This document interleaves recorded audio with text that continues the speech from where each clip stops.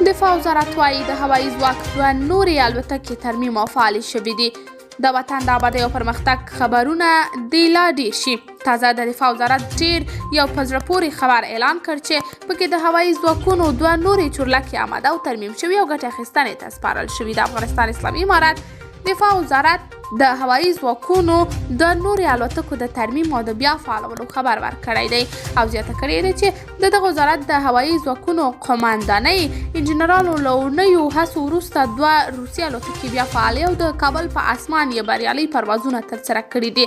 د یاد وزارت وایاند ویلي چې دا الوتکې چې په هر ډول شرایطو کې د مقاومت له پلوه د لوړ کیفیت لرونکي دي، د دغه الوتکو په بیا فعالېدو سره به د پوځي ترانسپورټ او لوژستیکي لیږد په برخه کې ستر تشې ډکې شي.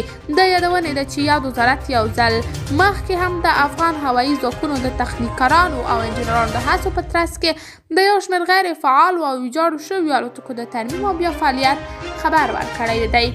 قدرمنو لیدونکو، تاسو د دې موضوع په هکله څه نظر لرئ؟